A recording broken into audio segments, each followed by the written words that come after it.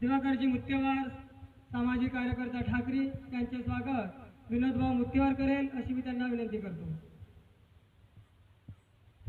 दिवाकरजी मुत्तेवार यांचे स्वागत विनोदभाऊ मुत्तेवार करतील अशी विनंती।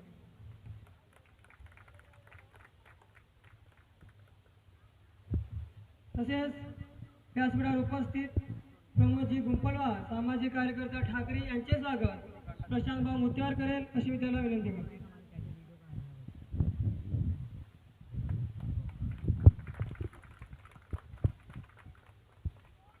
त्याचप्रकारे व्यासपीठावर उपस्थित सत्यनारायणजी आचेवार यांचे स्वागत राजेशभाऊ जोगळा करेल अशी मी त्याला विनंती करतो।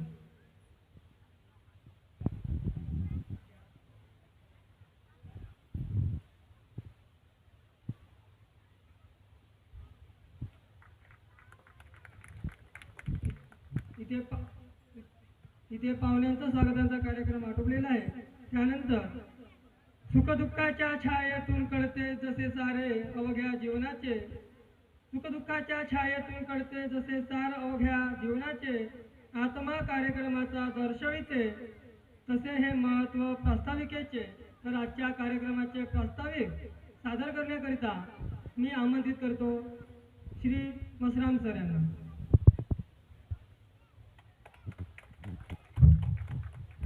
दिनांक 19 फेब्रुवारी 2024 छत्रपती शिवाजी महाराज जयंतीचे आयोजन ठाकरे येथील ग्रामपंचायतच्या पटांगणामध्ये श्री छत्रपती शिवशाही संघटना ठाकरे यांच्याद्वारे आयोजन करण्यात आलेला होता आणि छत्रपती शिवशाही संघटना ठाकरे यांची स्थापना 27 डिसेंबर 2019 या दिवशी करण्यात आलेली होती आणि ठाकरे गावातील जे तरुण लोक आहेत ते छत्रपती शिवाजी महाराज यांच्या विचाराने व प्रेरणेने घडून ही संघटना तयार करण्यात आलेली आहे आणि या संघटनेच्या माध्यमातून दरवर्षी या ठाकरे गावामध्ये छत्रपती शिवाजी महाराज जयंतीचा कार्यक्रम आयोजन करण्यात येईल आणि याच्यानंतर म्हणजे दरवर्षी हे कार्यक्रम होत राहतील अशी मी या संघटनेच्या वतीने व्यक्त करतो की हे कार्यक्रम ते सतत घेत राहतील आणि या कार्यक्रमाचं औचित्य साधून निमित्त साधून या ठिकाणी काही जणांचे सत्कार सुद्धा ठेवण्यात आलेले आहे। जे होतकरू तरुण आपल्या मेहनतीनं महाराष्ट्र पोलीस मध्ये लागलेले आहेत त्यांचा या संघटनेच्या वतीने सत्कार करण्यात येत आहे। तसेच ठाकरे गावातील सेवानिवृत्त मुख्याध्यापक आदरणीय सत्यनारायणजी अंबडवार यांचे सुद्धा या निमित्ताने सत्कार मूर्ती म्हणून त्यांचा सत्कार ग्रामपंचायतच्या वतीने संघटनेच्या वतीने या ठिकाणी करण्यात येत आहे आणि याच्यानंतर या छत्रपती शिवाजी महाराज जयंतीसाठी दरवेळेस त्यांची माहिती सांगण्यासाठी व्यक्ती सुद्धा बोलवण्यात येतात आणि यावेळेस सुद्धा या कार्यक्रमासाठी 2 व्यक्ती उपस्थित आहेत आणि ते तुम्हाला छत्रपती शिवाजी महाराज यांच्याबद्दल सविस्तर अशी माहिती ते देणारच आहेत। एवढे बोलून माझी इथं प्रास्ताविक संपवतो। जय भवानी, जय शिवाजी।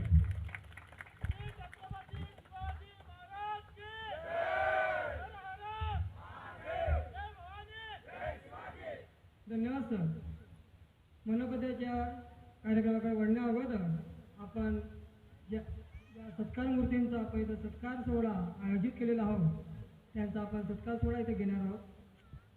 या सत्कार सोहळ्याकरिता नरेशभाऊ सत्यनारायणजी अंबडवार साईराम कृषी केंद्र ठाकरे यांच्याकडून सन्मान चिन्ह व शाल श्रीफळ आणि आजचे सत्कार मूर्ती आहेत श्री एस अंबडवार सर सेवानिवृत्त उच्च श्रेणी मुख्याध्यापक यांचा सत्कार करण्याकरिता मी व्यासपीठावरील मान्यवरांना विनंती करतो की त्यांनी शाल श्रीफळ व सन्मानचिन्ह देऊन त्यांचा सत्कार करावा।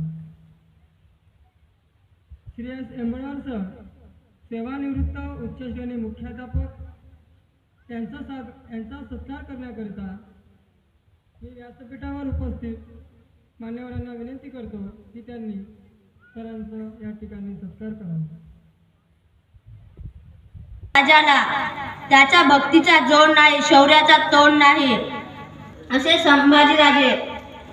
नाचू कीर्तनाचे रंगी, ज्ञानदीप लावू जगी. कीर्तनाच्या माध्यमातून समाज प्रबोधनाचे कार्य करणारे संत तुकोबाराय. खराटा घेऊन गाव स्वच्छ करायचे आणि रात्री कीर्तनाच्या माध्यमातून लोकांचं डोकं स्वच्छ करायचं असं काम ज्यांनी केलं ते संत गाडगे महाराज. समस्त बहुजनाचा हुंकार महात्मा ज्योतिबा फुले. क्रांतीची धगमगती मशाल, विद्येची देवता सावित्रीबाई फुले. भारतीय संविधानाचे शिल्पकार विश्वरत्न डॉक्टर बाबासाहेब आंबेडकर. अशा या महामानवांना विनम्र अभिवादन करतो. सन्माननीय मंचावर स्थानापन्न असणारे अतिथी गण आणि समोर उपस्थित जिजाऊच्या लेखी शिवरायांच्या मर्द मावळ्यांना मी राजरत्न वाकडे कडून जय जिजाऊ जय शिवराय. आयुष्यातले अनेक क्षण लक्षात राहतात असे नाही. काही क्षण विसरून बनता विसरता येत नाही असा हा क्षण आहे. 16व्या शतकात आजच्या दिवशी एक तारा चमकला. शिवनेरीवर तोफांचा गडगडाट झाला. सनई चौखाडा वाजू लागले. नी माझा राजा जन्मला, माझा शिवबा जन्मला, दीनदलितांचा कैवारी जन्मला. आज आपण शिवजयंती साजरी करते. शिवजयंती का आणि कशी साजरी करावी हा महत्त्वाचा मुद्दा आहे. जयंत्या सर्वाच्या साजरी करावी हा महत्त्वाचा. सर्वाच्या साजऱ्या होतात का हो? आपल्या पण होणार आहेत का? आपण मेल्यावर अहो जी व्यक्ती जनतेसाठी रयतेसाठी जगली ना अशाच व्यक्तीच्या जयंत्या साजऱ्या होतात. असे माझे शिवबा. मराठा नेमकं म्हणायचं तरी कोणाला? मरेल पण मागे हटणार नाही तो म्हणजे खरा मराठा. मग तो कुठल्याही जातीचा असू द्या, कोणत्याही धर्माचा असू द्या. शिवराय घडले कारण संस्कार जिजाऊचे होते. 18 पगड जातीच्या मावळ्यांना घेऊन हिंदवी स्वराज्य स्थापन केले. बाजी प्रभू देशपांडे, तानाजी मालुसरे, यशाजी, धनाजी, संताजी यासारख्या असंख्य मावळ्यांना सोबत घेऊन हिंदवी स्वराज्य स्थापन केले. त्या काळचे मावळे एकनिष्ठ होते. आता काळच्या मावळ्यांची काय परिस्थिती आहे हो? डॉक्टर बाबासाहेब आंबेडकर फार सुंदर शब्दात लिहून सांगतात. लाज गरिबीची बाळगू नका, तर लाज आपल्यामधील दुर्गुणाची बाळगा. आपल्यामध्ये जे काही दुर्गुण असले ना ते काढून टाकले पाहिजे आणि राष्ट्रहित जपले पाहिजे. शिवाजी महाराज निर्व्यसनी होते. ते प्रत्येक ठिकाणी यशस्वी झाले. आणि मला एकच म्हणायचं आहे, जली तो राख कहते हैं, बुझी तो राख कहते हैं. जली तो आग कहते हैं, बुझी तो राख कहते हैं. और उस राख से जो बारूद बने तो उसे छत्रपती शिवाजी महाराज कहते हैं. एवढं बोलून मी माझे 2 शब्द श्री माननीय नीलकंठजी कोवळे साहेब यांना मी विनंती करतो की त्यांनी आपल्या छत्रपती शिवाजी महाराज यांच्या चरित्रावर प्रकाश टाकतील अशी त्यांना विनंती करतो.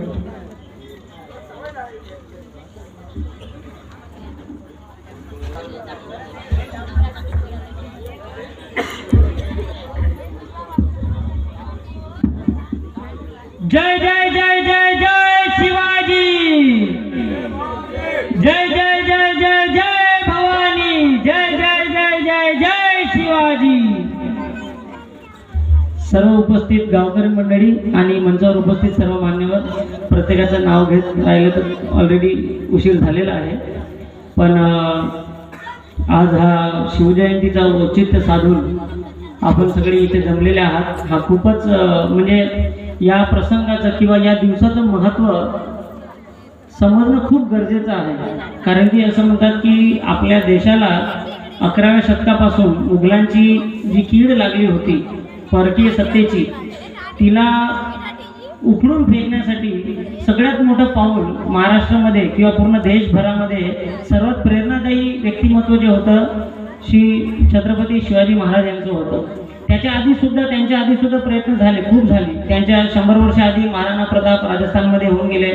नंतर त्यांच्यानंतर छत्तीसगड आणि बुंदेलखंडच्या क्षेत्रामध्ये महाराजा छत्रसाल यांनी सुद्धा खूप प्रयत्न केला. मग त्यानंतर 200 शतकानंतर राणी लक्ष्मीबाई, तात्या टोपे यांनी सुद्धा प्रयत्न केले. आणि त्यांच्याच आधी बाजीराव पेशवा. हे सगळं म्हणजे भारताचा इतिहास, म्हणजे आपण आपल्या पुस्तकामध्ये इतिहासामध्ये बघतो की आपल्याला असं वाटतं की प्रत्येकाने बाहेर येऊन फक्त आपल्यावर आक्रमणच करून आपल्याला लुटून नेलं. असाच इतिहास जास्तीत जास्त प्रमाणे चांगल्यात सांगण्यात येतो. आणि त्यामुळे आपली जी आतली आत्मविश्वास आहे किंवा अस्मिता आहे ऐतिहासिक, असं असतं की आपल्या पिढ्यानपिढ्याचा इतिहास जेव्हा आपण बघतो की आपल्यावर 800 वर्षापासून परकीय लोक येऊन आक्रमण केली, मंदिरं फोडली, आपली संस्कृती बेचिरा केली आपल्यावर, तर याविरुद्ध मग आपला आत्मविश्वास खचायला लागतो की अरे आमच्यावर इतका अत्याचार झाला. पण जेव्हा आपल्या त्याही काळामध्ये शूरवीर पराक्रमी असे शिवाजी महाराज, महाराणा प्रताप यासारख्या व्यक्तिमत्वांचे चरित्र जेव्हा आपण सखोल दृष्टीने वाचतो किंवा ऐकतो, तेव्हा आपल्याला समजून येतं की किती कठीण परिस्थितीमध्ये सुद्धा त्यांनी खूप महत्त्वाचे कार्य केले. आणि त्यामागचा आपण आयुष्यातल्या प्रत्येक गोष्ट इतकं सखोल चर्चा नाही करू शकत, पण जितका आज मला वेळ दिलेला आहे त्या वेळेमध्ये जितकं शक्य होईल तितकं मी सांगण्याचा प्रयत्न करतो. आणि त्यातून एक जरी वस्तू आजच्या दिवशी आपण बघतो की सगळीकडे वातावरण शिवाजी महाराजांचा जय जयकार जयघोष होत असतो, पण त्यातून दिवसभर बाईकवर फिरून रॅली होतात, झेंडे मिरवतात, नाचगाणे होतात, डीजे होतो, सगळं होतं. पण त्यातून शिवाजी महाराजांच्या आयुष्यातून जर आपण आयुष्यात वर्षभर पालन करण्यासाठी कुठलं तरी एक तत्व घ्यावं आणि त्याविषयी चर्चा करावी, तो एक तत्व देण्याचा मी आज प्रयत्न करेन. आणि त्यासाठी तुम्ही मला थोडा वेळ द्याल याची मी अपेक्षा करतो. तर आपण सुरुवात करूया. एक कविता, एक त्या काळात शिवाजी महाराजांच्या राजदरबारामध्ये कवी कुलभूषण म्हणून एक कवी होते. ते उत्तर प्रदेशचे होते आणि पण त्यांनी शिवाजी महाराजांची महती ऐकली. कारण की असं म्हणतात की शिवाजी महाराजांचा प्रभाव फक्त महाराष्ट्रात नव्हता. तुम्ही आजही ओडिसामध्ये जगन्नाथपुरी म्हणून एक क्षेत्र आहे, जगन्नाथपुरी, तिथल्या मंदिराचा जीर्णोद्धार सुद्धा शिवाजी महाराजांनी केलं. काशीमध्ये सुद्धा शिवाजी महाराजांनी केलेल्या कार्यांचा आजही उल्लेख आहे. तिथला जो सिंहद्वारच्या पुढे एक गरुड ध्वज आहे, तिथं आजही लिहिलेलं की हा गरुड ध्वज मुघलांनी पाळला होता, पण शिवाजी महाराजांनी परत त्या मंदिराचा जीर्णोद्धार केला. कर्नाटकमध्ये तंजावरमध्ये खाली शिवाजी महाराजांचे वडील शहाजी राजांना तिथं पाठवण्यात आलं होतं. तिथं सुद्धा त्यांच्या भावाची आणि शिवाजी महाराजांची तिथं सुद्धा प्रभाव आहे. आणि म्हणजे वेगवेगळ्या ठिकाणी त्यांचा प्रभाव, जसं मी सांगितलं बुंदेलखंडमध्ये महाराजा छत्रसाल यांनी सुद्धा आपल्या राज्यातून हरून ते शिवाजी महाराजांकडे आले होते. शिवाजी महाराजांनी ते बोलले की तुम्ही मला माझा स्वतःचा मावळा म्हणून घ्या, मी तुमच्या हाताखाली काम करेन. शिवाजी महाराज बोलले की माझ्याकडे काय होतं, माझ्याकडे सुद्धा काहीच नव्हतं, मी सुद्धा एकटा लढलो, माझ्या लोकांना जवळ केलं आणि मी एकटा लढलो. त्यांनी प्रेरणा दिली आणि मग महाराज छत्रसाल खूप मोठे महाराज झाले. ते त्यांचा सुद्धा इतिहास वेगळा. तर तसंच त्यांच्या व्यक्तिमत्वाने प्रभावित होऊन कवी कुलभूषण हे महाराष्ट्रात आले. त्यांनी त्यांच्या शिवाजी महाराजांच्या आयुष्याचं अध्ययन केलं. तर त्यावर एक खूप छोटी कविता, त्यांनी खूप कविता लिहिल्या शिवाजी महाराज, पण ही जी कविता आहे खूप सुंदर आहे, संक्षिप्त आहे. मी त्यावरून सुरुवात करतो माझ्या भाषणाची. ही खूपदा तुम्ही ऐकली पण असेल, पण याचा अर्थ खूप जणांना माहित नाही किंवा याच्याविषयी चर्चा जास्त करत नाही. इंद्रजिनी जंब पर वाड़ वसु वंब पर रावण सा दंब पर रघुकुल राज है, कौन बारी बाह पर संबुरती नाह पर जो सहस बाह पर राम द्विजराज है, दावा द्रुमदंड पर चीता मृग झंड पर भूषण भी तुंड पर जैसे मृगराज है, तेजतम हंस पर कानजिमी जंस पर जो म्लेच्छ वंश पर शेर शिवराज है, शेर शिवराज है. हे अवधी तुलसीदास जी ज्या भाषेत लिहितात रामचरितमानस, तीच भाषेमध्ये आहे. खूप सोपं आहे. आपण एक एक वाक्य, इंद्रजिनी जंबपर म्हणजे इंद्र जसा जंबासूर नावाचा एक पुराणामध्ये कथा आहे आपल्या की जंबासूर नावाचा असुर होता, त्याला इंद्राने मारलं. तर जसं इंद्राने जंबासुराचा वध केला, बाळवसु अंबपर जसं सागर किंवा नदी पूर आल्यावर जसं जमिनीला विडका घालते, तसं रावणाचा दंभ पर रघुकुल राज, जसं रघुकुल राज प्रभू श्री रामाने जसं अहंकारी रावणाचं दहन केला, तशा प्रकारे म्हणजे हे तुलना करत आहेत. या इंद्राने जसं जंबासुराला मारलं, नदी जशी पूर आल्यावर जमिनीचा विळखा घेते, रावणाचा जसा अंत प्रभू श्री राम करतात. पवन बारी बाह पर संपुरती नाह पर, हवा जसं ढग आलेले असतील तर हवा कसं ढगांना धुडकावून लावते. जो सहस बाह पर राम द्विजराज है, आणि सहस्रबाज म्हणजे सहस्त्रभाऊ नावाचा एक राक्षस होता कार्तिवीर्यार्जुन. तो इतका महान होता की त्याने रावणाला सुद्धा हरवलं होतं. कार्तिवीर्यार्जुन त्याचं नाव होतं सहस्त्रबाहू. तर समजा जो सहस बाह पर राम द्विजराज आहे. राम द्विजराज म्हणजे त्या कार्तिवीर्यार्जुनला कोण मारलेलं? परशुरामाने मारलेलं. तर जसं परशुरामाने कार्तिवीर्यार्जुनला मारलं, डावा द्रुमदंड पर चीता मृग झंड पर. मृग झंड म्हणजे हरणांचा कळप, मृग म्हणजे हरिण, झुंड म्हणजे कळप. जसं हरणांच्या कळपावर सिंह जसा गर्जना करतो आणि त्यांना धुडकावून लावतो, तसं भूषण वितुंड पर जैसे मृगराज है. मृगराज म्हणजे वनाचा राजा, जसा हरणांच्या कळपावर जसा आतुंड होतो तसा. तेज तम अंश पर, तेज म्हणजे प्रकाश, तम म्हणजे अंधकार. जसा सूर्य उगवला की आपोआप अंधकार चालला जातो. अंधाराला घालवण्यासाठी काही वेगळं काही करावं लागत नाही, प्रकाश आला म्हणून आपण म्हणतो ना तमसो मा ज्योतिर्गमय. तमस म्हणजे अधिक अंधकार, ज्योती किंवा तेज म्हणजे प्रकाश. हे आपण देवतेला किंवा विद्येच्या देवतेला आपण प्रार्थना करतो की तमसो मा ज्योतिर्गमय.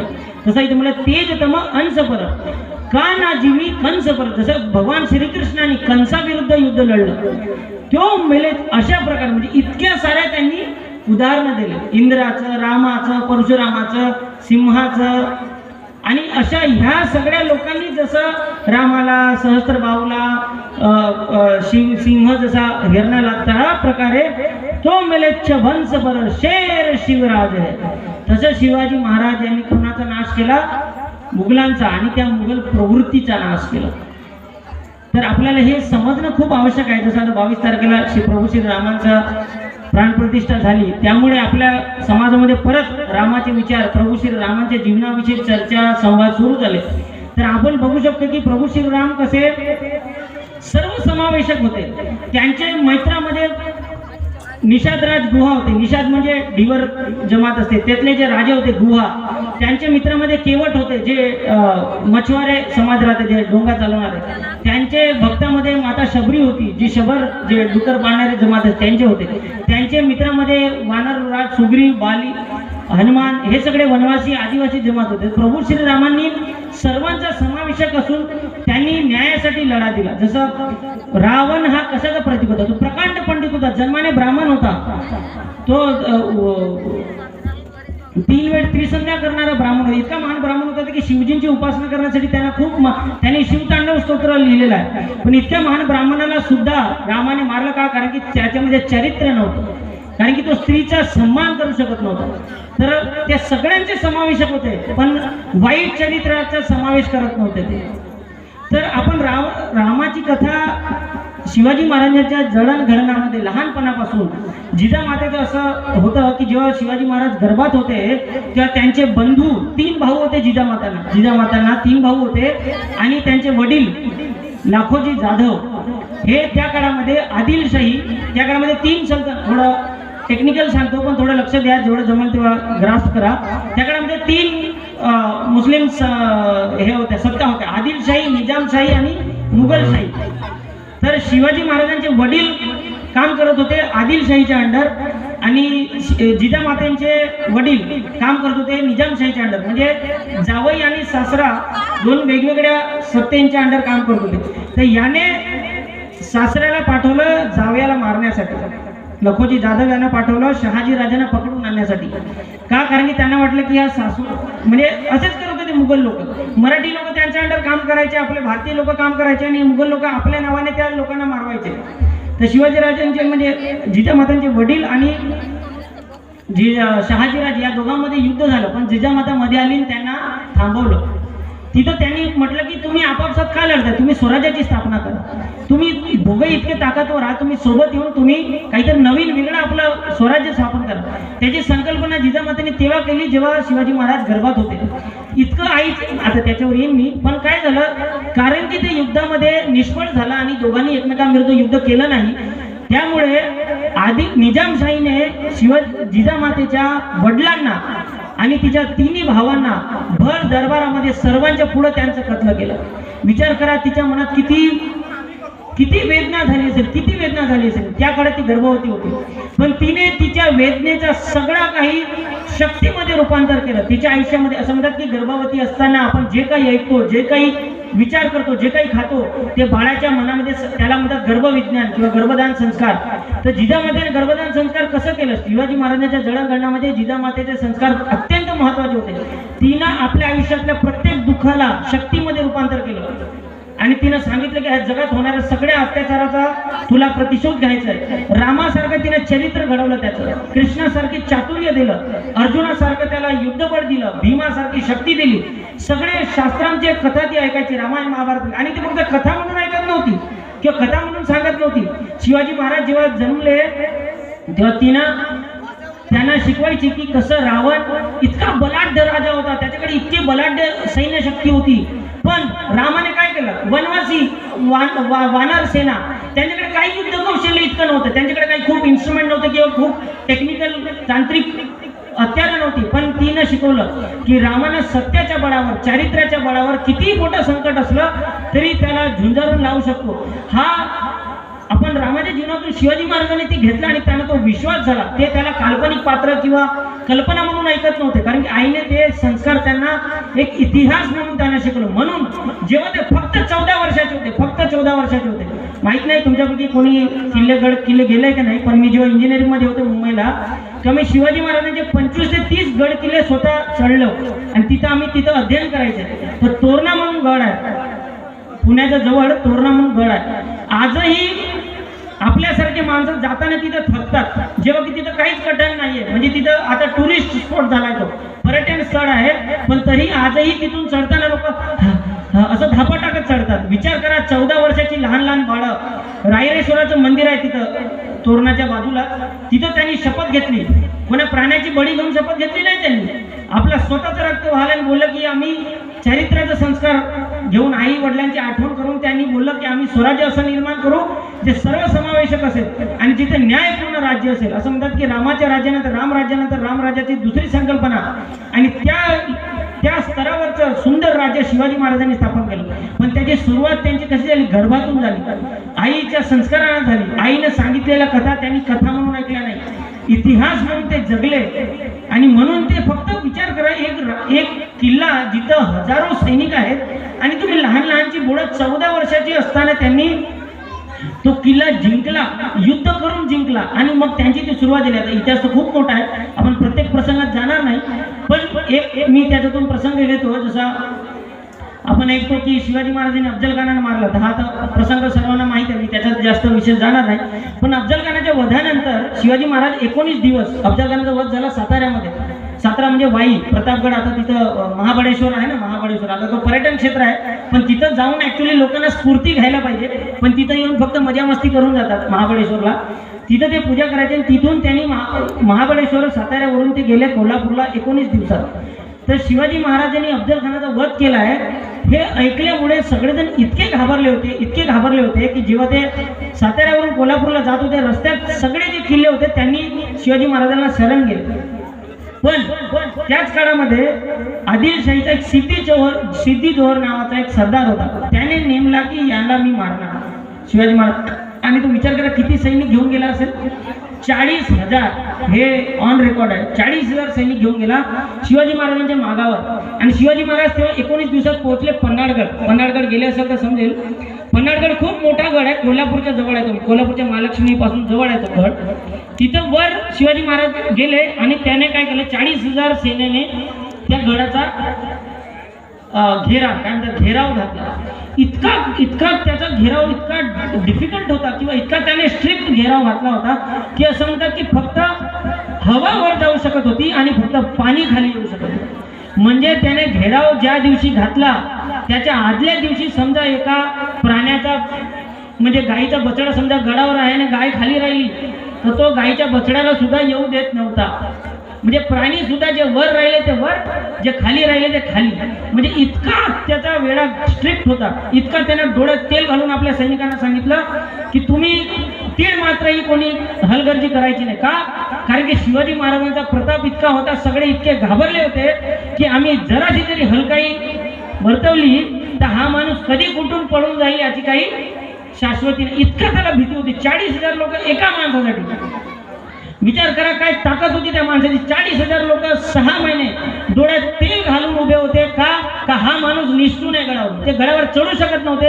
का? कारण की गडावरून शिवाजी महाराज कोणी प्रयत्न केला की तोफा टाकायचे. तो विचार करत होता की जेव्हा त्यांचं दानापाणी संपेल तेव्हा आपोआप शिवाजी महाराजांना खाली यावं लागेल. पण असे महिने निघून गेले, 6 महिने झाले तरी शिवाजी महाराज काही खाली येत नव्हते. आणि हा काही निष्ठा म्हणजे हा काही सिद्धीजोर काही थकत नव्हता. ते शिवाजी महाराजांचा बुद्धी चातुर्य बघा. त्यांनी काय विचार केला की त्यांनी आपला एक वकील पाठवला खाली त्याच्याकडे आणि बोलले की मी हरलो, मी त्रासलो तुझ्यापासून, मला तू कैदेत घे पण मला मारू नकोस आणि माझे जे हे 20-25 गड आहेत त्यांचं मी तुला लिहून देतो आणि मला जीवे सोड, असा प्रस्ताव घेऊन ते वकिलाला घेऊन गेले. पण आणि तो सिद्धीजोर बोला की ठीक आहे, या दिवशी तुम्ही या आणि आपण या प्रस्तावावर सही करू. पण शिवाजी महाराजांना माहित होतं की ह्या माणसावर विश्वास ठेवणं विश्वासपात्र व्यक्ती नाही. जरी त्यांना मान्य केलं की तुम्ही शिवाजी महाराज तुम्ही मला आपले 20-25 गड द्या आणि मी तुम्हाला जीवनदान करतो, पण तरी हे तो तसा करणार किंवा नाही याची शाश्वती कुणामध्ये नव्हती.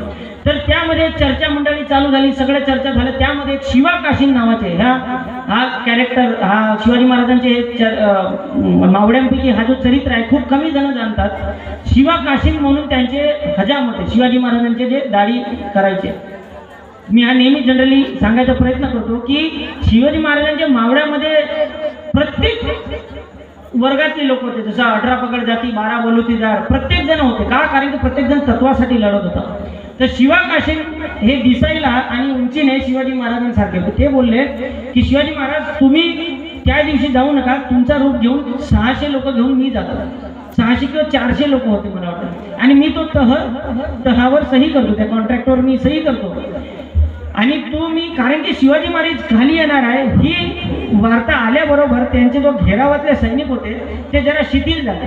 का? कारण की त्यांनी विचार केला 6 महिन्यापासून आम्ही इतका मेहनत करत आहोत, शेवटी हा शिवाजी महाराज खाली येणार आहे. तर त्यामुळे त्यांचा जो घेराव होता तो थोडासा नरम पडला. आणि याचा फायदा घेत बाजीप्रभू देशपांडे आणि बांदल देशमुख हे त्यांची तुकडी होती. जशी आपली आर्मीमध्ये बटालियन असते ना तशी त्यांची बांदल देशमुख ही बटालियन होती. ते 600 लोक ते एका बिलकुल जंगली रस्त्याने पन्हाळगडावरून रात्रीच्या बिलकुल रात्रीचा काळ आणि भयानक. आणि शिवाजी महाराज हे ज्योतिषशास्त्र आणि आपला जो हवामान शास्त्रातले पण तज्ज्ञ होते. त्यांनी हाच दिवस निवडला ज्या दिवशी खूप जोराचा पाऊस येणार आहे असं वर्तवले होतं. का? कारण की त्यांना त्या पावसाचा फायदा घेऊन पन्हाळगडावरून निघायचं होतं. त्यांनी तो तसा दिवस निवडला.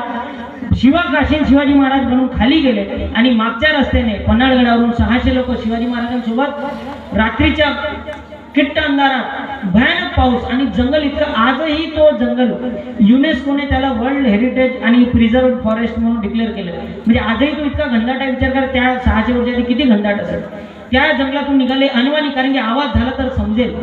आणि ते रात्रभर पळाले आणि तिथला जवळचा गड किल्ला होता विशालगड, जो 53 किलोमीटर दूर आहे पन्हाळगडापासून. पण त्याच्या आधी म्हणजे 40 किलोमीटरवर एक घोडखिंड म्हणून एक छोटीशी दरी येते जिथून फक्त 1 किंवा 2 जण जाऊ शकतात. आणि इथे शिवा काशीन कॉन्ट्रॅक्ट साईन करतायत. आणि 2-3 तास झाल्यावर सिद्धीजोर शेवटी आपला त्याने रंग दाखवला. आणि जसं अपेक्षित होतं की हा साईन केल्यावर हे शिवाजी महाराजांना सोडतील, पण तो काही शिवाजी महाराजांना सोडत नव्हता. आणि त्याने शिवा काशीनला शिवाजी महाराज म्हणून त्यांच्या विरुद्ध तिथं युद्ध पुकारलं. ते 300 सैनिक आणि तिथं खाली 40,000ची सेना. काय टीका होता त्यांचा. पण तरी ते लढले. काहीतरी 3 ते 4 तास ते युद्ध लढले आणि त्यांनी तिथल्या हजारो सैनिकांना मारलं. आणि शेवटी मरता सिद्धीजोरला वाटलं की मी शिवाजीला मारलं. सिद्धीजोर हसता बोलले तुला मी इतका तास इथं व्यस्त ठेवलं कारण की खरा शिवाजी तर कधीच निघून गेला, मी शिवाजी नाहीये. हा जेव्हा त्याला ऐकलं म्हणजे त्याला डोक्या म्हणजे विचार केला की मी 7-8 महिन्यापासून इतकी मेहनत करतो या माणसाला पकडण्यासाठी आणि शेवटी मला शेवटच्या दिवशी सुद्धा यांना दगा देऊन सुटून गेला हातून. पण त्याने मग विचार केला जाईल तर कुठे जाईल, तर जाईल तर विशालगडावर जाईल. तर त्यांनी मग आपले सैनिक पाठवले, घोडदौड पाठवले. 4,000ची सेना या 600 जणांच्या मागे. आणि यांना समजलं सकाळी 4:30ची वेळ होती आणि हे घोडखिंडच्या दारावर उभे होते बिलकुल त्या एंट्रन्सवर, आणि तिथे त्यांना निर्णय घ्यायचा होता की आम्ही पुढे जाऊ की इथं थांबून युद्ध करू. कारण की पुढचे 13 किलोमीटर हा जंगल नाही आहे, पुढचे 13 किलोमीटर हा खुला मैदान क्षेत्र आहे. तर शिवाजी महाराजांनी बाजीप्रभू देशपांडे विचार करत होते की जर त्या 4000 सैनिकांनी आम्हाला त्या खुल्या मैदानामध्ये पकडलं तर आम्ही 600 लोक त्या 4000 घोडदौड सैनिकांना लढवणं कठीण आहे. जर आपल्याला लढाईचा निर्णय घ्यायचा आहे तर आताच घ्यावा लागेल आणि तो इथंच घ्यावा लागेल, कारण की हे जे घोडखिंड आहे तिथं आपल्याला ॲडव्हान्टेज आहे. तर याचं खूप विस्तृत इतिहासामध्ये वर्णन आहे की कसं ती चर्चा झाली. पण हा विषय समजून घ्या की त्या क्षणामध्ये स्वतःला ठेवून पहा, तिथं कोणी पगार पाण्यासाठी काम करत नव्हता शिवाजी महाराजांसाठी. तिथं जे 600 लोक होती, तिथं जेव्हा ती चर्चा चालू होती त्यांना 100% माहीत होतं की आम्ही इथं थांबलं म्हणजे मरणार आहे, कारण की आमच्या मागे 4000 लोकांना, तरी तिथून कोणी पडून गेलं नाही. बाजीप्रभू देशपांडे शिवाजी महाराज पुढे गेल्यावर ते म्हटले तर जाऊ दे चुलीच कोण मला पगार भेटणार नाही महिन्यात तुम्ही जातो पडून. पण ते 300 लोक तिथं थांबले. शिवाजी महाराजांना सुद्धा विशाळगडावर तिथं युद्ध करायचं म्हणून ते 300 लोक घेऊन गेले. बाजीप्रभू देशपांडे म्हणाले लाख मिळले ते चालतील पण लाखाचा पोशिंदा वाचला पाहिजे. तर आपल्या सगळ्यांमध्ये जनमानसामध्ये आपल्या प्रत्येक बाळामध्ये लाखांचा पोशिंदा व्हावं अशी इच्छा झाली पाहिजे. सगळ्यांना वाटतं शिवाजी जन्मला पाहिजे पण शेजाऱ्याच्या घरी, माझ्या घरी नाही, एवढी डोकेदुखी मी घेत नाही. तर ही संस्कृती, तर बाजीप्रभू देशपांडे शेवटी त्यांनी कन्व्हिन्स केलं की शिवाजी महाराज तुम्ही पुढे जा, आम्ही 300 जण थांबतो. आणि ते त्या युद्धाचं वर्णन इतकं विस्तृत आहे ते ऐकून किंवा ते वाचून सुद्धा अंगावर शहारे येतात. त्यांनी किती मावळे कुठं ठेवले आणि कशी त्याची पोझिशनिंग केली. आम्ही तिथं पावनखिंडमध्ये जाऊन स्वतः अनुभवलं ती जागा. आजही तिथं तलवारीच्या टाचा आहेत, म्हणजे दगडांमध्ये त्यांचं ते खुणा आहेत, तिथं जाऊन अंगावर शहारे येतात. तर ते सकाळी 4:30 रात्रभर धावले आहेत, थकले आहेत आणि 8-9 वाजता युद्ध सुरू झालं असेल त्यांचं, कारण की ते घोडदौड मागे आली आणि शिवाजी महाराजांना विशाळगडावर पोहोचायला दुपारी 3 वाजले असतील. तर सकाळी 8-9 वाजेपासून ते संध्याकाळी 3-4 वाजेपर्यंत ते 300 बांधल देशमुख आणि बाजीप्रभू देशपांडे निरंतर लढत होते. आणि ते काय आराम करून आले होते का नाही, रात्रभर धावत आले होते, रात्रभर थकून पायाला काटे लागून, म्हणजे किती. आणि त्यातल्या तर समजा की बाजीप्रभू देशपांडेचे 2 दांडपट्टा होते, ते तलवारीने नव्हते लढत, दांडपट्ट्याने लढत होते. एका दांडपट्ट्याचं वजन माहिती आहे तुम्हाला, 12 किलोचा येते. 9 ते 12 किलोचा एक असतो तो. 2 असे दांडपट्टे घेऊन ते लढत होते. म्हणजे 2 सिलेंडर असतात ना, घरचे सिलेंडर 12.5, 2 सिलेंडर घेऊन लढत होते. ते तुम्ही उचलून बाजूला ठेवू शकत नाही, ते लढत होते ते, एवढे त्यांची शारीरिक क्षमता होती. तर बाजीप्रभू देशपांडे असे लढले आणि तो तर विषय खूप गहन आहे म्हणा. म्हणजे कसा दुपारी 3 वाजेपर्यंत जोपर्यंत शिवाजी महाराज 3 तोफांचा आवाज करत नाही तोपर्यंत ते लढले. विचार करा, रामायणामध्ये सुद्धा असा एक प्रसंग आहे. रामायणामध्ये आपण बघितलं की जेव्हा रावण सीतामातेला घेऊन जात होता,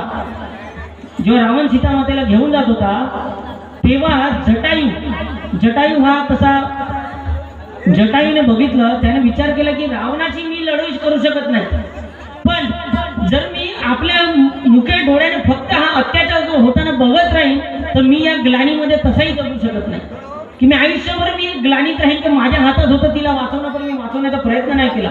स्त्रीवर अत्याचार होताना मी काहीच केला नाही. तो बोला मी मेला तरी चालेल पण मी जाऊन लढेन. त्याने रावणाला हुंकार दिली आणि युद्धासाठी त्याला आव्हान दिलं. सीतामाता बोलली जटायू तुम्हाला हे लढायची आवश्यकता नाही, प्रभू राम येतील.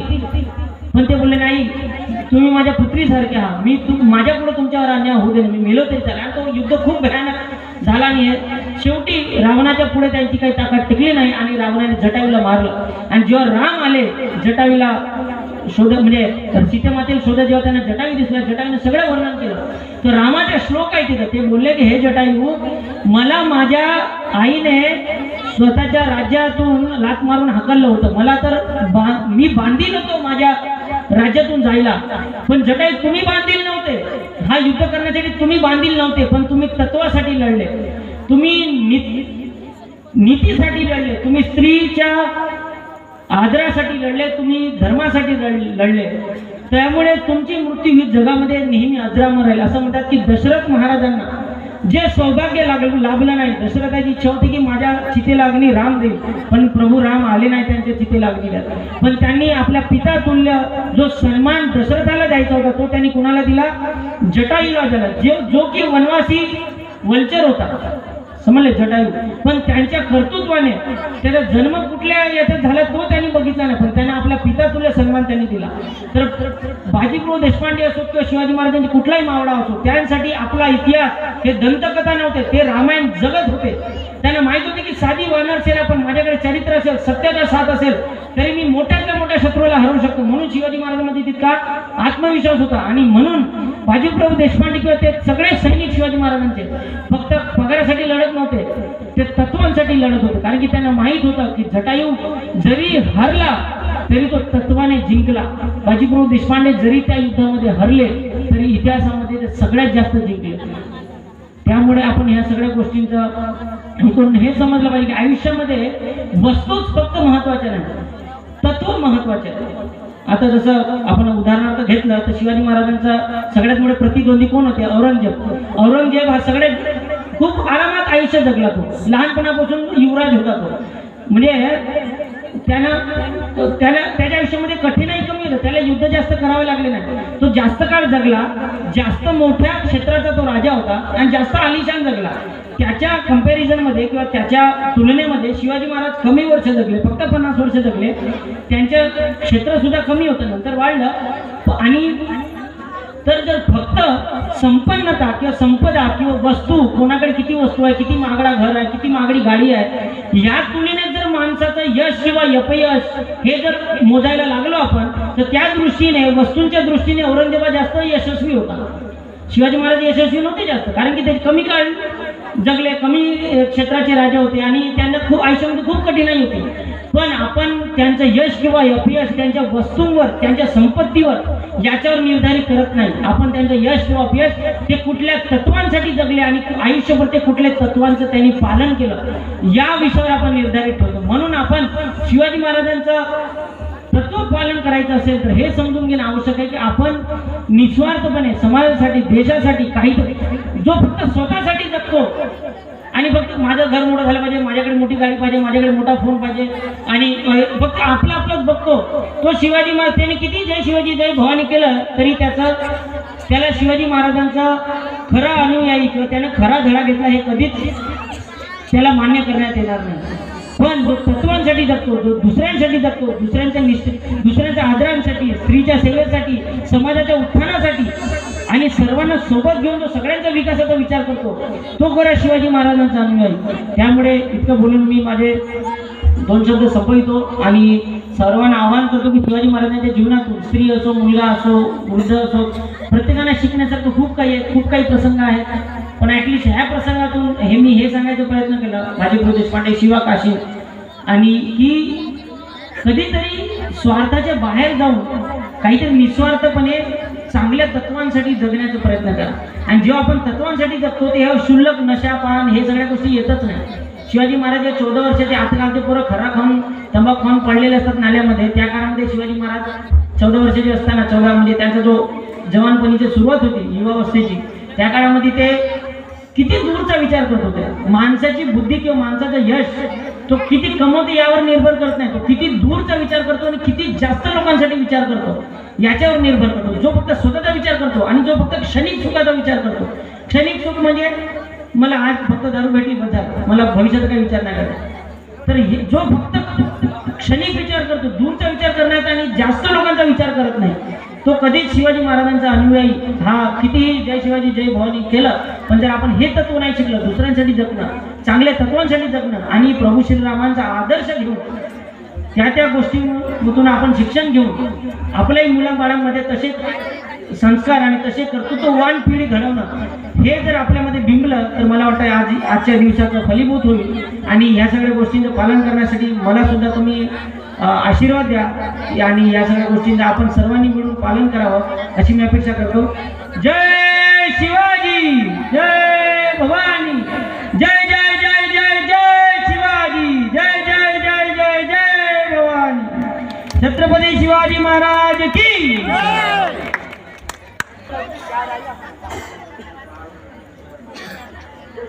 माझ्याही शिवबांचं एक राज्य होतं, जगवणे सुंदर असं ते स्वराज्य होतं. माझ्याही शिवबांचं एक राज्य होतं, जगावून सुंदर असं ते स्वराज्य होतं. सुखशांती समाधान नांदत जिथे असं ते एक बहुजन स्वराज्य होतं.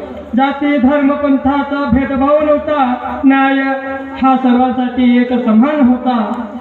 न्यायासाठी प्राण गेला तरी चालेल, पण अन्याय कुणावर झाला नव्हता. राजांचा राज्यकारभार असा होता.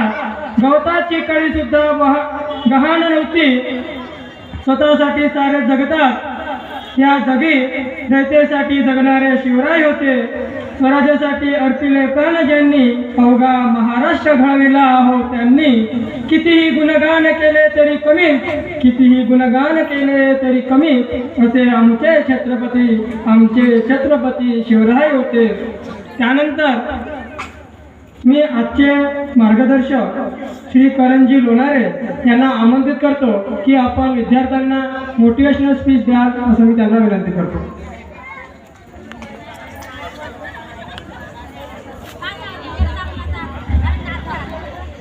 विद्येची आराध्य दैवत माता सरस्वती तसेच संपूर्ण महाराष्ट्राचे आराध्य दैवत छत्रपती शिवाजी महाराज, युवकांचे प्रेरणास्थान स्वामी विवेकानंद यांना स्मरण करून मी माझ्या शब्दांना सुरुवात करतोय.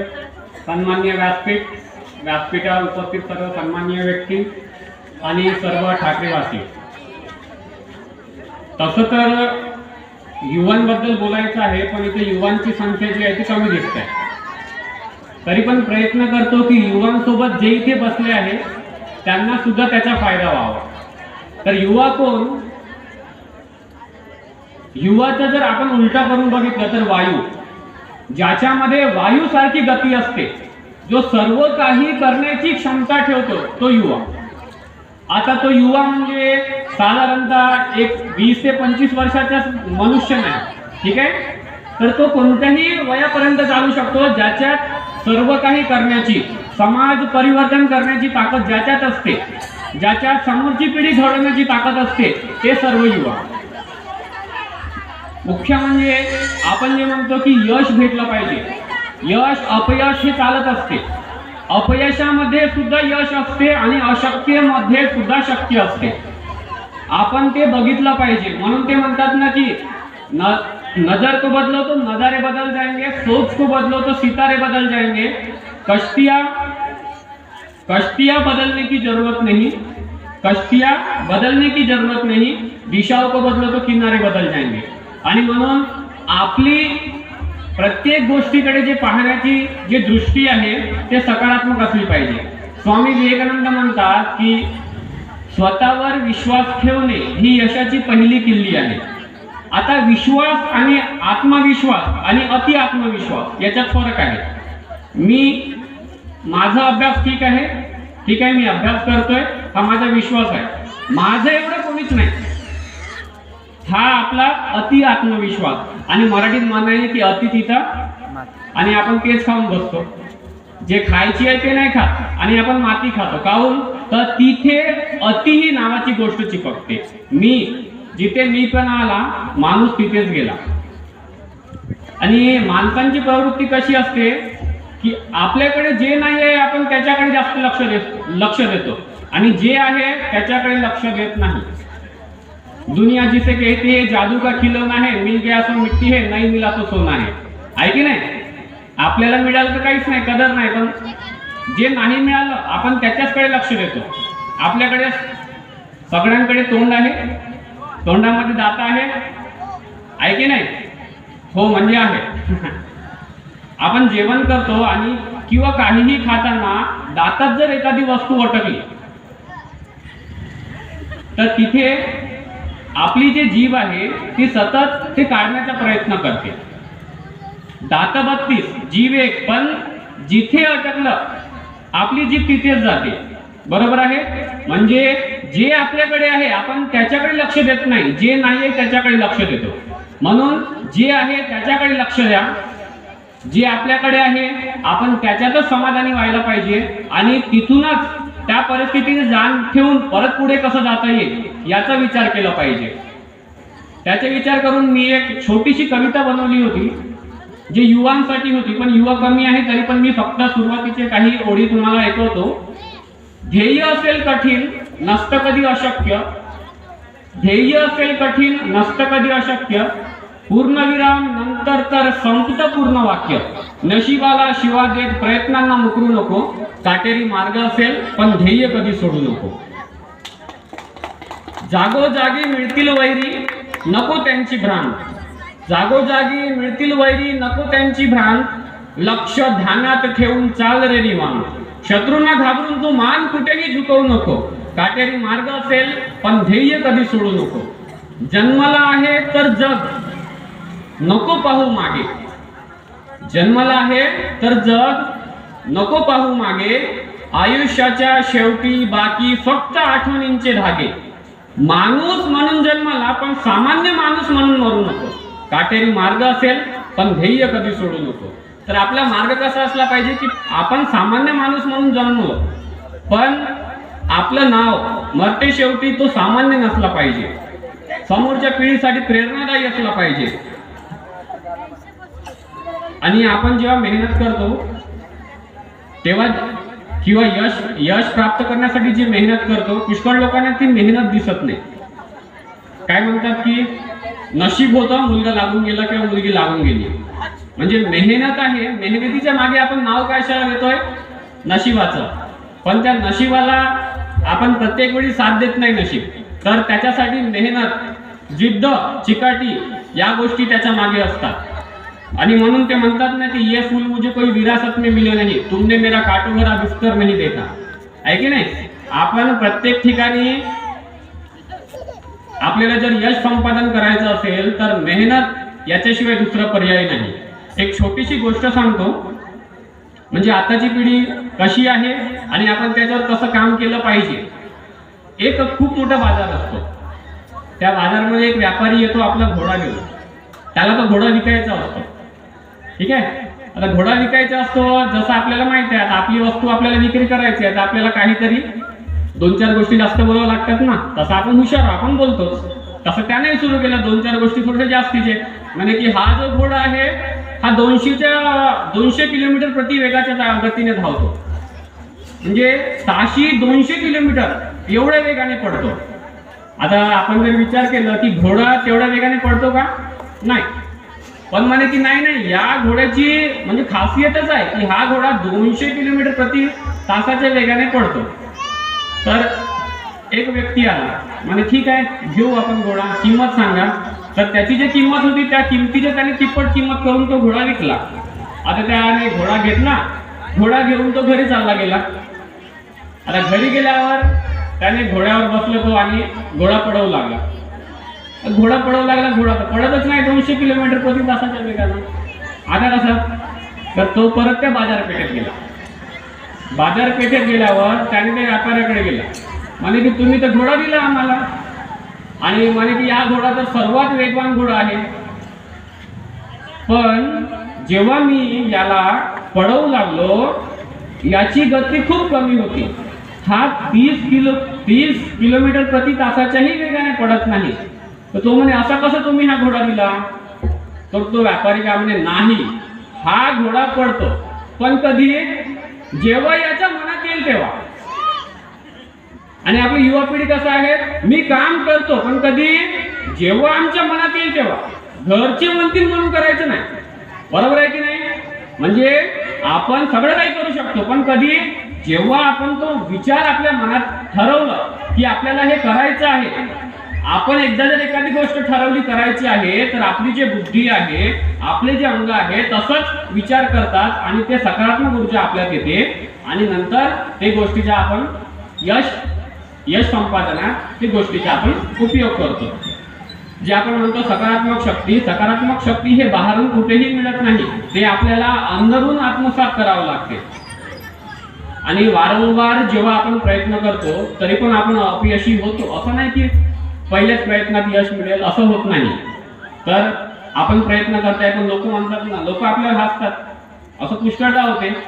तर त्याच्यासाठी पण मी एक शायरी लिहिली आहे, जर आवडली तर सांगा. कुछ दिन से जिंदगी मुझे पहचानती नहीं, यूं देखती है जैसे मुझे जानती नहीं. कुछ दिन से जिंदगी मुझे पहचानती नहीं, यूं देखती है जैसे मुझे जानती नहीं. करन पे हंस रहा है तो हंसता रहे जहां, करम पे हंस रहा है तो हंसता रहेगा, मैं बेवकूफियों का बुरा मानता नहीं. आहे की नाही? म्हणजे आपण जे आहे ते आपल्या प्रयत्न केले पाहिजे. लोक काय म्हणतील याचा विचार नाही केला पाहिजे. जर आपल्याला वाटत असेल आपण जे करताय आणि लोक आपल्या विरुद्ध आहे, जसं मी तुमच्या समोर आहे म्हणजे तुम्ही माझ्या विरुद्ध आहे ना, जर असं वाटत असेल तर पटकन पाठ करायची आणि एक सेल्फी काढून घ्यायची आणि तेव्हा वाटेल की सगळे आपल्या पाठीमागे आहेत. म्हणजे आपली प्रत्येक गोष्टीकडे बघण्याची दृष्टी हे सकारात्मक असली पाहिजे, तेव्हाच आपल्याला यश संपादन करता येईल. कुछ देर की खामोशी है फिर शोर आएगा, कुछ देर की खामोशी है फिर शोर आएगा, तुम्हारा वक्त आया है हमारा दौर आएगा, तुम्हारा वक्त आया है और हमारा दौर आएगा. आणि अशा प्रकारे जास्त न बोलता एक शेवटची 4 लाईन बोलतो आणि मी माझ्या शब्दांना विराम देतो. चिंता से चतुराई घटे दुख से घटे शरीर, चिंता से चतुराई घटे दुख से घटे शरीर, ज्यादा बोलने से बुद्धी घटे कहे गए कबीर. म्हणून मी आता जास्त न बोलता मी माझ्या शब्दांना इथंच विराम देतो. जय जिजाऊ, जय शिवराय. छत्रपती शिवाजी महाराज के. शिवराय सांगायला सोपे आहे, शिवराय ऐकायला सोपे आहे. शिवराय सांगायला सोपे आहे, शिवराय ऐकायला सोपे आहे. शिवरायांच्या जयघोष करणे सुद्धा सोपे आहे. पण शिवराय अंगीकारणे खूप कठीण आहे. आणि जो शिवरायांना स्वतःच्या आचरणात आणेल तो या जगावर राज्य करेल तेवढं मात्र नक्की.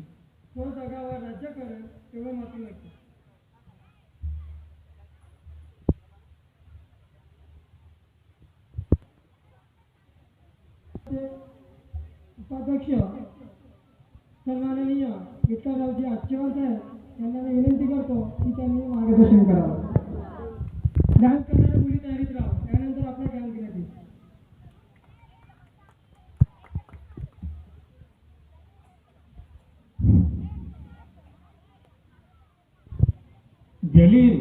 जली तो आग कहते हैं, बुझी तो राख कहते हैं, और उस राख से जो बारूद बनती है उसे शिवाजी महाराज कहते हैं. आजच्या शिवजन्मोत्सवानिमित्त 394व्या शिवजयंती निमित्त छत्रपती शिवाजी महाराज यांना हातात भगवा आणि राजमुद्रा देऊन स्वराज्याची संकल्पना देणारे राजे शहाजी भोसले शिवाजी महाराजांना अन्यायाविरुद्ध पेटून उठण्याकरिता बाळकडू दिलेल्या आणि स्वराज्याची प्रेरणा देणाऱ्या मा जिजाऊ क्रांतीसूर्य महात्मा ज्योतिबा फुले ज्यांनी राज्यघटना लिहिताना मला त्रास झाला नाही, कारण माझ्या डोळ्यासमोर छत्रपती शिवाजी महाराज होते आणि व त्यांचे न्यायप्रविष्ट राज्य होते, म्हणून मला काही जास्त त्रास झालेला नाही असे म्हणणारे विश्वरत्न बोधिसत्व डॉक्टर बाबासाहेब आंबेडकर, क्रांतिज्योती सावित्रीबाई फुले ज्यांनी मराठ्याची जरी पटका उत्तर भारतात दौलाने फडकवणाऱ्या पुण्यश्लोक अहिल्याबाई होळकर आणि आपल्यासाठी इतर अनेक महापुरुषांनी आयुष्याची राख रांगोळी करून आपल्याला मार्गदर्शन केले, त्या सर्वांना मी विनम्र अभिवादन करतो.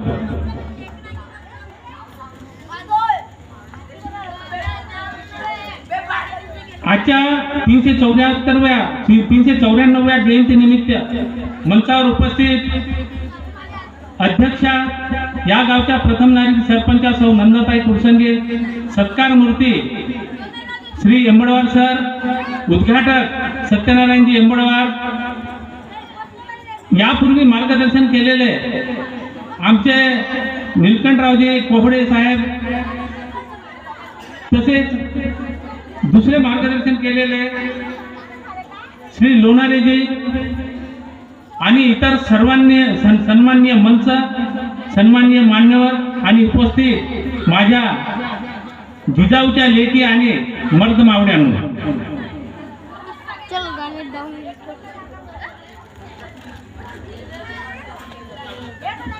उजाड ओसाड आणि उद्ध्वस्त झालेल्या महाराष्ट्राच्या मातीमध्ये,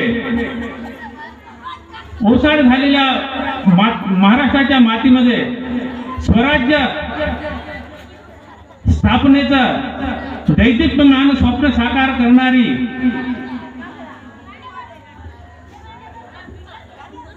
करणारे आणि आयुष्याचं रणकंदन केलं आणि गोरगरीब जनतेला, शेतकरी शेतमजुरांना रयतेचं राज्य निर्माण केलं असा एकमेव राजा म्हणजे राजा शिवछत्रपती. छत्रपती शिवाजी महाराजांच्या जन्माच्या अगोदर जर आपण विचार केला तर त्यावेळी यापूर्वी सांगितले मुघलांच्या शासकांनी एक विडका घातलेला होता आणि सत्तेच्या मस्तीमध्ये त्यांनी आपापल्या फौजा गावागावात घुसवून सरेआम कत्तली करत होते आणि आया बहिणीची अब्रू भर दिवसा लुटत होते. कित्येक तरुणीपान पोरं आणि जवान मुलींना गुराढोरासारखे, गुलामासारखे साता समुद्रापार विकली जात होती आणि मंदिरे तोडल्या जात होती, मूर्त्या फोडल्या जात होत्या. अशा प्रकारे अनेक अन्याय अत्याचार होत होते. अशा परिस्थितीमध्ये 19 फेब्रुवारी 1630 रोजी जिजाऊच्या पोटी शिवराय जन्माला आले आणि अशा अत्याचारामध्ये ते वाढत गेले. परंतु त्यानंतर शिवाजी महाराज काही राजाचा मुलगा नव्हता. शिवाजी महाराज यांनी स्वतः राज्याचे संस्थापक होते, परंतु त्यांनी स्वतः शेतकऱ्यांच्या मुलांची एक म्हणजे मावळे तयार करून आईने दिलेल्या बाळकडूप्रमाणे अन्यायाविरुद्ध पेटून उठले आणि त्यांनी प्रथम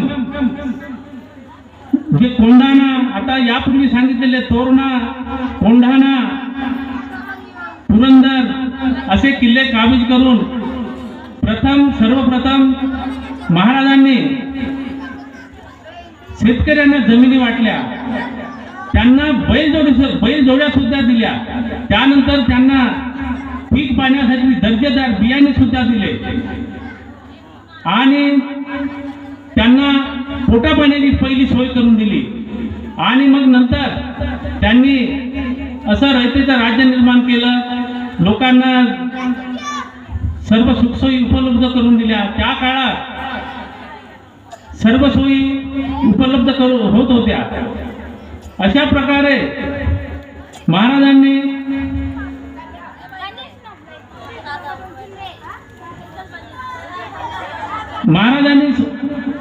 स्त्रियावर होणारे अत्याचार सुद्धा त्यांनी कमी केले. स्त्रियावर नाही तर भर दिवसा अत्याचार होत होते. स्त्रियांच्या रक्षणासाठी त्यांनी आपल्या राज्यात त्यांनी शिस्त निर्माण केली. एकदा एका भिका आबा कुलकर्णी नावाच्या पाटलानं एका मुलीवर बलात्कार केला. बलात्कारानंतर तिच्या वडिलांनी तिचं प्रेत महाराजासमोर आणलं आणि महाराज मला न्याय द्या म्हणाले. त्यावेळी महाराज फक्त 15 वर्षाचे होते. त्यांनी सांगितलं त्यांच्या सेनापतीला का त्या पाटलाला तुम्ही घेऊन या. तो सरदार त्यांच्याकडे गेल्यानंतर तो पाटील गुरमीत होता. तो म्हणाला महाराज आपल्याला बोलावत आहेत, तुम्ही चला. तो गुरमीत म्हणाला का शिवाजी महाराज कधी महाराज झालेले आहेत, मी त्याला मानत नाही. तो तसाच परत आला आणि त्यांना सांगू लागला, अरे शिवा म्हणे तुझ्या कमरेत असलेली तलवार कोणत्या कामाची आहे म्हणे, आणि तू स्वतः जा पुन्हा त्यांना बांधून घेऊन ये. तेव्हा त्यांना बांधून घेण्यात आलं आणि त्यांचे 2 हात आणि 2 पाय छाटण्यात आले. तेव्हा मा जिजाऊनं विचारलं, राजे तुम्ही त्यांना 2 हात आणि 2 पाय छाटून त्यांना मरण का दिलं नाही? तुम्ही त्याचे गर्दन काय छाटले नाही बा? तर मासाहेब, जेव्हा कधी माझ्या राज्यामध्ये स्त्रीच्या पत्राला कोणाचा हात पडेल त्यावेळी या रांजे पाटलाची आठवण येईल म्हणून मी त्याला सोडलेला आहे म्हणजे अशा प्रकारे स्त्रियांचा आदर सन्मान होत होता. त्यांच्या काळात कोणी असे म्हणजे आजच्या जमान्यात या लोकशाहीमध्ये अन्याय अत्याचार करणारे, तुरुंगात जाणाऱ्यांची तुरुंगाबाहेर आल्याबरोबर आपण हात पुढे देऊन त्यांचे स्वागत करतो. पण त्या काळात तसं होत नव्हतं आणि त्यांना शिक्षाच दिल्या जात होती. आज आपण पाहतो भ्रष्टाचार केलेला एखादा तुरुंगात गेला आणि तो बाहेर येत आहे तर त्याचे 100 कार्यकर्ते आपल्यासारखे जाऊन त्याचं स्वागत करत होतो. पण त्या काळात ते नव्हतं. असो आणि त्यांच्या काळात स्वतः महाराज यांनी म्हणजे महाराजांना कोणत्याही प्रकारचे व्यसन नव्हते. आज आपण तरुणाई पाहतो, अनेक लोक दारूच्या आणि अनेक व्यसनाच्या आहारी गेलेले असून भरकटलेले आहेत. तरी मी तरुणाला विनंती करतो का महाराजाचे फक्त 2 गुण आपण आत्मसात करून आपल्यात परिवर्तन करून दाखवावं.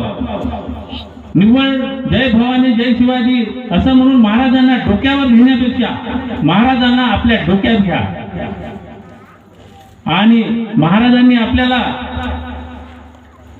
अपयशाच्या काळोखातून विजयाच्या लक्ष्यप्रकाशाकडे जाण्याचा मार्ग आपल्याला दिलेला आहे. तरी छत्रपती शिवाजी महाराजांचा आदर्श आपण डोळ्यासमोर घेऊन आपण पुढची वाटचाल करूया. एवढे बोलून मी माझे 2 शब्द समाप्त करतो. जय जिजाऊ, जय शिवाजी, जय संभाजीराजे. हरोळी नभाशी छंद विहारती पाखरे ते लता तरुहे नभ पवन गाती स्वराज्याचे पोवाळे ते लता तरुहे नभ पवन गाती स्वराज्याचे पोवाळे सुड मिळवती संगे हे शिवबाचे मावळे. हाती झेंडा भगवा एक आतिश दोरी पाऊल वाटेवरून ठेपल्याने जरा शिखरांवरती असे ते शिवाजी महाराज. त्यानंतर मी आजचे कार्यक्रमाचे सत्कार मूर्ती सन्माननीय सत्यनारायण जेंगुळार सर, मी यांना विनंती करतो की यांनी आपण मार्गदर्शन करावं.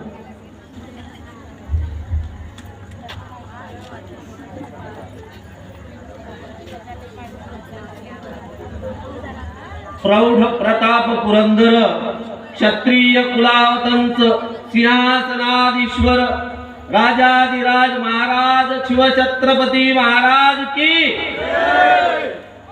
आज छत्रपती शिवाजी महाराज यांची जयंती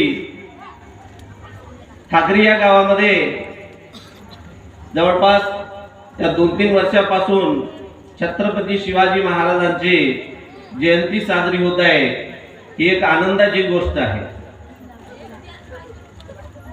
तेव्हा या कार्यक्रमाला उपस्थित असलेले या कार्यक्रमाचे अध्यक्ष या गावचे प्रथम नागरिक नंदाताई कुळसंगे, त्याचप्रमाणे या गावचे उपसरपंच, या कार्यक्रमाचे उपाध्यक्ष आमचे ज्येष्ठ बंधू श्री विठ्ठलरावजी आचेवार, या कार्यक्रमाचे उद्घाटक सत्यनारायणजी अंबळवार, या कार्यक्रमाचे प्रमुख पाहुणे म्हणून या ठिकाणी लाभलेले श्री निलकंठरावजी कोहळे, त्याचप्रमाणे करण लोहाणे आणि इतर या कार्यक्रमाला मंचावर उपस्थित असलेले प्रतिष्ठित नागरिक, माझे या गावातील माता भगिनी आणि बंधू आणि त्याचप्रमाणे तरुण मंडळी.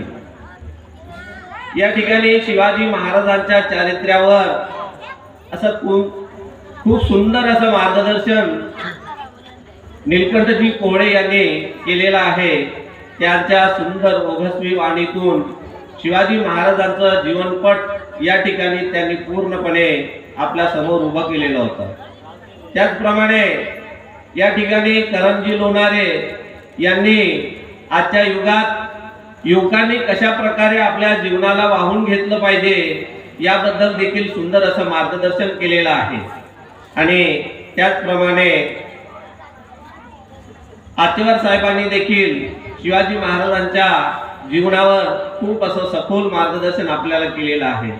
मी या ठिकाणी जास्त काही बोलणार नाही, परंतु शिवाजी महाराजांचे जे कार्य आहे ते सगळ्यांनी आपण पाहिलेलं आहे, ऐकलेलं आहे, अनुभवलेलं आहे. शिवाजी महाराज आपला स्वराज्य जो आहे हा शून्यातून निर्माण केलेला आहे. त्यांना कोणताही पाठबळ नव्हता.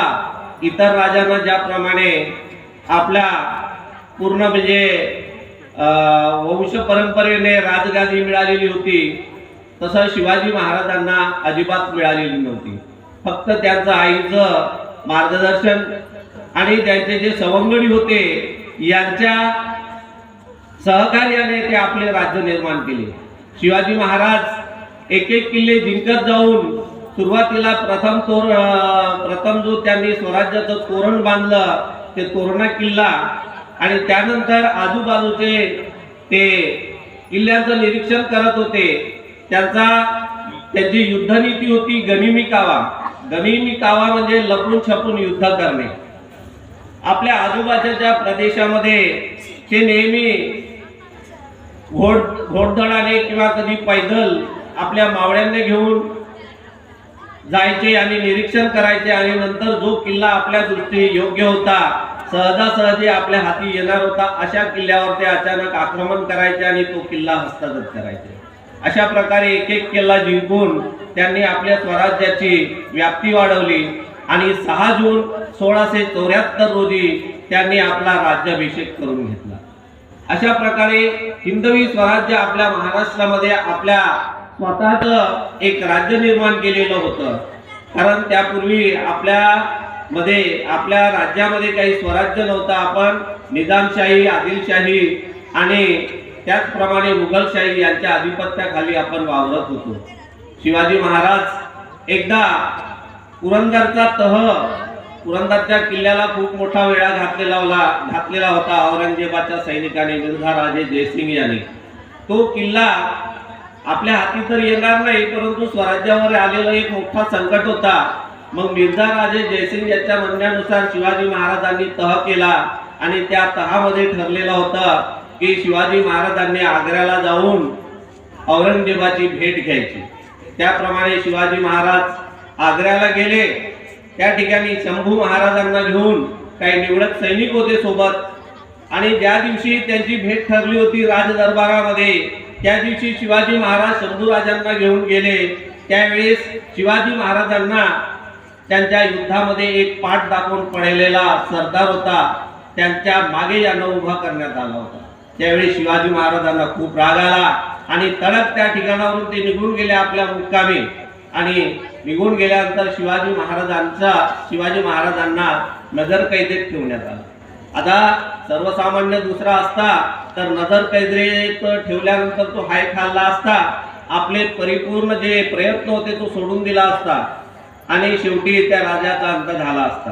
परंतु शिवाजी महाराजांनी काही आपली हाय सोडली नाही, तर ते त्या ठिकाणी राहून आतमध्ये त्या नजरकैदेत असतानाच युक्ती योजली होती की दर दिवशीची मिठाईचे पेटारे बाहेर पाठवायचे, आणायचे आणि नंतर लोकांना देण्यासाठी म्हणून, वाटण्यासाठी म्हणून पाठवायचे.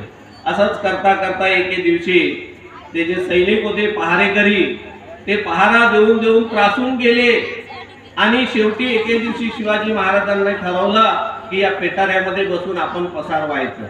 मग आपल्या पलंगावर एकाला सैनिकाला त्या ठिकाणी आराम करायला सांगितलं आणि शिवाजी महाराज ते पेटाऱ्यातून पसार झाले. अशा प्रकारे शिवाजी महाराज किती चतुर होते, किती हुशार होते, किती बुद्धिमत्ता त्यांची प्रगाढ होती हे आपल्या लक्षात येते. अशा प्रकारे शिवाजी महाराजांनी आपला स्वराज्य निर्माण केला आणि शेवटी या शिवाजी महाराजांचा मृत्यू 3 एप्रिल 1680 मध्ये त्यांचा मृत्यू झाला. अशा प्रकारे शिवाजी महाराज हे आपल्यातून निघून गेले. तर यानंतर मी काही जास्त बोलणार नाही, परंतु करण भाऊंनी सांगितलं, आचवार साहेबांनी सांगितलं की शिवाजी महाराजांची जयंती साजरी करून काही होत नाही, तर त्यांचे विचार आपल्या मनामध्ये यायला पाहिजे असे तरुण युवक वर्गांना त्यांनी आवाहन केलेलं आहे. मी देखील म्हणतो की शिवाजी महाराजांची जयंती तर आपण साजरी करायचीच दरवर्षी, परंतु त्यांचे विचार देखील आपल्यामध्ये आत्मसात करायला पाहिजे की जेणेकरून आपल्याला त्याच्यातून काहीतरी मिळेल. मी यानंतर पुन्हा एक आपल्या ग्रामपंचायतला विनंती करतो की आपल्या विद्यार्थ्यांचं यावेळी ज्याप्रमाणे आता सत्कार झालेला या ठिकाणी माझं तर झालाच, पण इतर जे विद्यार्थी या सेवेमध्ये लागलेले आहेत पोलीस विभागामध्ये किंवा इतर कोणत्याही विभागामध्ये, आणि त्या ठिकाणी यांचा सत्कार करण्यात आलेला आहे, त्यामुळे इतर युवकांना देखील तो हुरूप त्यांच्या अंगात यायला पाहिजे. त्यांना देखील प्रयत्न करता आले पाहिजे. यासाठी म्हणून ग्रामपंचायतच्या वतीने शाळेचं एक क्रीडा शाळेची जागा आहे शाळेच्या मागे, त्या जागेवर सपाटीकरण करून त्याला भोवताल वॉल कंपाऊंड करून त्याचा मैदानासाठी उपयोग म्हणून करून देतील.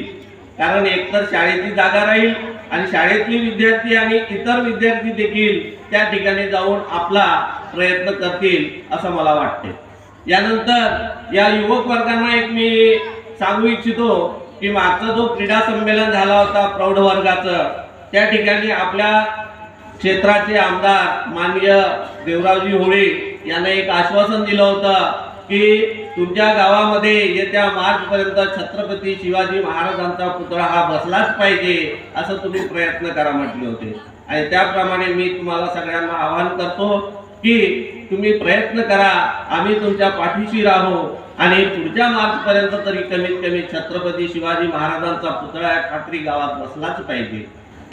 आपल्या गावाजवळचा अगदी शेजारचा उमरी गाव आपल्या गावाच्या लोकसंख्येच्या अर्धेही नाही आहे त्या ठिकाणी, परंतु त्या ठिकाणी मात्र छत्रपती शिवाजी महाराजांचा पुतळा उभारलेला आहे. त्यांचं कौतुक करावं असं वाटते. आणि तुम्हाला देखील मी म्हणतो की आपल्या गावात देखील छत्रपती शिवाजी महाराजांचा पुतळा आपण उभारूया, अशा प्रकारे प्रयत्न करू आणि ग्रामपंचायत पूर्ण आपल्या पाठीशी राहील असं मी देखील त्यांच्याकडून आश्वासन घेतो. आणि एवढे बोलून मी माझे 2 शब्द या ठिकाणी समाप्त करतो. जय हिंद, जय शिवराय, जय महाराष्ट्र. धन्यवाद सर, खूप सुंदर असं मार्गदर्शक आपण केला. ज्यांच्या शौर्याची गाथा ऐकून अभिमानाने भरून जाई छाती, ज्यांच्या शौर्याची गाथा ऐकून अभिमानाने भरून जाई छाती, प्रत्येक शिवभक्तांच्या मनामनात वसतात राजेश्वर छत्रपती, प्रत्येक शिवभक्तांच्या मनामनात वसतात राजेश्वर छत्रपती. यानंतर मी कुमारी अक्षरा आणि तिच्या संचाला विनंती करतो की त्यांनी माझ्या अलिबागचा गुलाबी किल्ला या गीतेवर नृत्य सादर करतील. माझ्या अलिबागचा गुलाबी किल्ला.